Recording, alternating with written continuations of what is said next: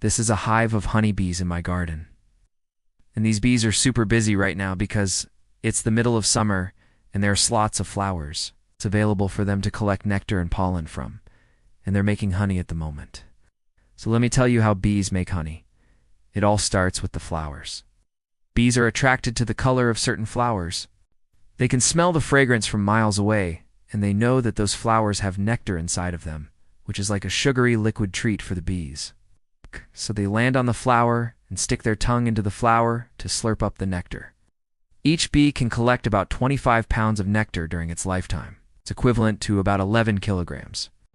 The thing is, though, the nectar that they slurp up isn't actually honey yet. It's kind of like a plant juice. So as the bee is drinking the nectar, it also gathers pollen on its body. The pollen is like a fine dust that sticks to the bee's body, and it falls off later as the bee flies around from flower to flower. This pollen fertilizes the plants and helps them make more plants.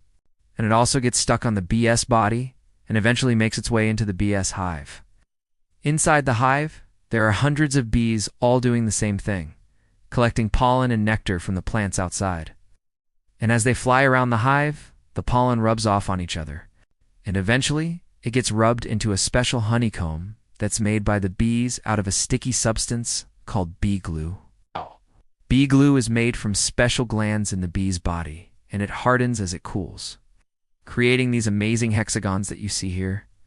These hexagons are used for storing both the honey and the pollen. When the pollen is stored inside the hive, it's not quite honey yet, but it is getting close. You see, the plant juice or nectar contains about 80% water. That water needs to be evaporated off so that you get this thick, syrupy, sugary liquid that we call honey. But the bees don't evaporate the water off using some fancy technology. Instead, they just keep flying around inside the hive.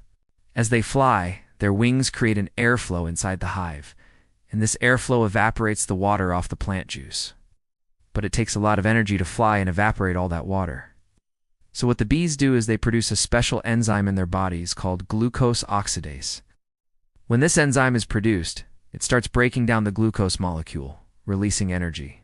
The bees use this energy to power their flight, and they also release heat as a byproduct of this reaction. And that heat also helps evaporate the water off the plant juice. Once the water content has been reduced enough, the bees seal up the honeycomb with more bee glue, and that creates the honey that you and I love so much.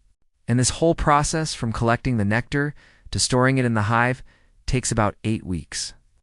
That est, because there are several different stages of evaporation, and the bees need time to gather enough pollen and nectar to create a really good honey crop. In a good year, my bees will make about 3 gallons of honey, which is about 14 kilograms.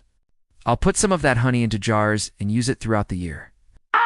But most of it I feed back to the bees to help them get through the winter.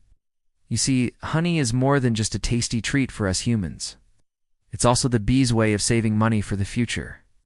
By storing honey, the bees can get a source of food that will last them many, many months. And it gives them the energy they need to survive the winter and keep our ecosystem thriving. So the next time you see a honeybee buzzing around, remember that honeybee is working hard to collect the ingredients it needs to make honey. And if you have a hive of honeybees in your backyard, remember that each of those bees is collecting pollen and nectar and bringing it back to the hive where it is turned into honey. It's a truly amazing process, and I hope you enjoyed learning about it.